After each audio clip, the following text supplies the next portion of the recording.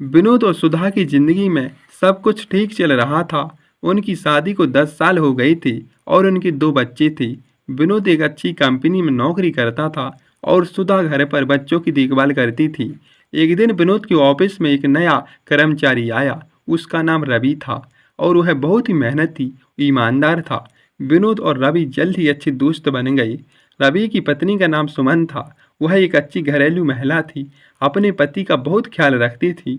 विनोद और सुधा ने रवि और सुमन को अपने घर बुलाया, डिनर के लिए बुलाया। उस दिन कविता और कोमल शिवानी विनोद के घर आई थी। कविता एक अच्छी लेखिका थी, कोमल एक अच्छी कलाकार थी, शिवानी एक अच्छी गायिका थी। वे सभी अच्छे दोस्त थी और अक्सर एक दूसरे के घर मिलती रहती थी। रात के खाने के दौरान उन्होंने कई विषयों पर बात की। रवि ने बताया उसके घर में एक अजीब घटना हुई है। उसके घर का ताला टूट गया है और चोरी हो गया है। सुधा ने कहा, यह तो बहुत बुरा होगा, आपको पुलिस में रिपोर्ट करानी चाहिए। रवि ने कहा, हाँ, मैंने पहले ही रिपोर्ट दर्ज करा दी है, पुलिस जांच कर रही है। विनोद ने कहा, यह बहुत जरूरी है कि हमें घरों की सुरक्षा पर ध्यान दें। लेकिन उन्हें पता नहीं था उसके जीवन में जल्द ही एक बड़ा बदलाव आने वाला था। अचानक रवि के मोबाइल पर घंटी बजी। भाई साहब, आप जहाँ भी है जल्दी घर आ जाइए, आपके घर का ताला तोड़कर चोरी करने का प्रयास किया गया। रवि ने तुरंत अपनी कार चलाई, अपने घर की ओर चल दिया। सुमन को भी साथ ले लिया। रास्ते में सुमन ने पूछा, क्या हुआ, इतनी जल्दी क्यों?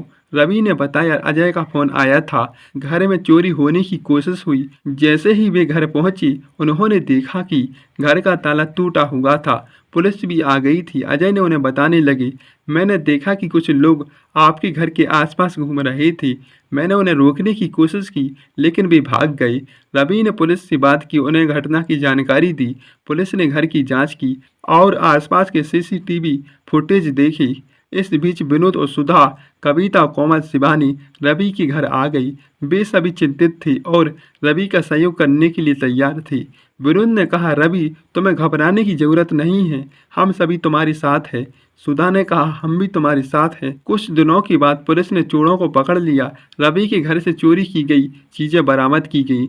रवि सुमन को बहुत राहत मिली। लेकिन जब भी पुलिस ने चोरों के नाम बताए सभी को आश्चर्य हुआ। चोरों में से एक रोहन था, जो राजेश्वरी जी का बेटा था, जो मोहल्ले की एक सम्मानित व्यक्ति थी। रवि ने कहा, ऐसे कैसे संभव है, राजेश्वरी तो बहुत ही अच्छे व्यक्ति है। विनोद ने कहा, यह सच है, राजेश्वरी अच्छे व्यक्ति है लेकिन उनका बेटा गलत संगत में पड़ गया है। सुधा ने कहा, यह बहुत दुखद है लेकिन हमें उम्मीद है कि राजेश्वरी अपने बेटे को सही रास्ते पर ले आएंगी। कविता ने कहा, हाँ, रमाकांत जी को जब पता चला कि उनका बेटा चोरी में शामिल है तो वे बहुत उदास हुए। उन्होंने अपने बेटे को बुलाया और कहा, बेटा, तुमने मुझे बहुत शर्मिंदा किया है। तुम्हें पता है मैंने तुम्हें कितनी अच्छी शिक्षा दिलाई है और तुम्हें सही रास्ते पर चलने के लिए कहा है, फिर भी तुमने ऐसा क्यों किया? रमाकांत जी का बेटा रोहन अपने पिता की बात सुनकर रोने लगा। उसने कहा, पिताजी, मुझे माफ़ कर दीजिएगा, मैं गलत संगत में पड़ गया था और मैंने अपने दोस्तों के साथ मिलकर चोरी की है। लेकिन मैं वादा करता हूँ, मैं अपने जीवन को सुधारने के लिए कड़ी मेहनत करूँगा।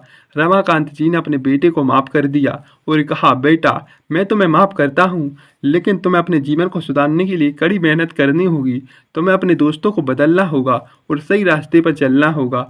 रोहन ने अपने पिता की बात मानी और अपने जीवन को सुधारने के लिए कड़ी मेहनत करने लगा। उसने अपने दोस्तों को बदल दिया और सही रास्ते पर चलने लगा। इसी बीच रवि और सुमन जी ने रमाकांत और उनके बेटे को माफ़ कर दिया और कहा, हम तुम्हें माफ़ करते हैं लेकिन तुम्हें अपने जीवन को सुधारने के लिए कड़ी मेहनत करनी होगी। इस तरह रमाकांत और उनके बेटे रोहन ने अपने जीवन को सुधारने के लिए कड़ी मेहनत की।